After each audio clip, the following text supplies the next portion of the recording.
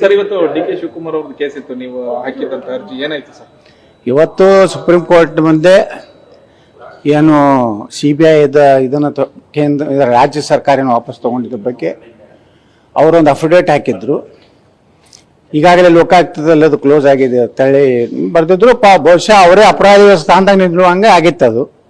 ದಿಢೀರ್ನೆ ಇವತ್ತು ಅವರ ಏನು ನ್ಯಾಯವಾದಿಗಳಾದಂಥ ಕಪಿಲ್ ಸಿಬ್ಬಲ್ ಅವರು ಆ ಅಫಿಡೇಟನ್ನು ವಾಪಸ್ ತಗೊಳ್ಳಿಕ್ಕೆ ಕೋರ್ಟಿಗೆ ಕೇಳ್ಕೊಂಡ್ರು. ಕೋರ್ಟ್ ಅದಕ್ಕೆ ಸಹಮತಿ ವ್ಯಕ್ತಪಡಿಸಿ ಇನ್ನು 2 ವಾರದ ನಂತರ ಈ ಒಂದು ಕೇಸ್ ಏನಿದೆ ನಾವು ಸಹ ಏನು ನಮ್ಮ ಶ್ಯಾಮ್ ದಿವಾನ್ ಅವ್ರನ್ನ ನಾವು ಕೊಟ್ಟಿದ್ದೀವಿ.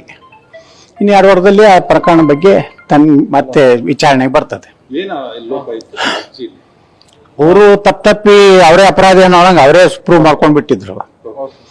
ಅದು ಅವರಿಗೆ ಹಿಂದ್ರಗಡೆ ಜ್ಞಾನೋದಯ ಆಯಿತು. ಆ ತಕ್ಷಣನೇ ನಾನು ವಾಪಸ್ ತಗೋತೀವಿ ಏನು ಹಾಕಿದಂತ ಅಫಿಡೇಟ್ ಅಂತೇಳಿ ಕೋರ್ಟ್ ಅದಕ್ಕೆ ಒಪ್ಪಿಗೆ ಕೊಟ್ಟಿದೆ. ಸರ್, ಇವತ್ತು ಡಿ.ಕೆ. ಶಿವಕುಮಾರ್ ಅವ್ರದ್ದು ಕೇಸ್ ಇತ್ತು, ನೀವು ಹಾಕಿದಂತ ಅರ್ಜಿ ಏನಾಯ್ತು ಸರ್? ಇವತ್ತು ಸುಪ್ರೀಂ ಕೋರ್ಟ್ ಮುಂದೆ ಏನು CBI ಇದನ್ನು ಕೇಂದ್ರ ರಾಜ್ಯ ಸರ್ಕಾರನ ವಾಪಸ್ ತಗೊಂಡಿದ್ದ ಬಗ್ಗೆ ಅವರೊಂದು ಅಫಿಡೇಟ್ ಹಾಕಿದ್ರು. ಈಗಾಗಲೇ ಲೋಕಾಯುಕ್ತದಲ್ಲಿ ಅದು ಕ್ಲೋಸ್ ಆಗಿದೆ ಅಂತೇಳಿ ಬರೆದಿದ್ರು. ಬಹುಶಃ ಅವರೇ ಅಪರಾಧಿ ಸ್ಥಾನದಾಗ ನಿಲ್ಲುವಂಗೆ ಆಗಿತ್ತದು.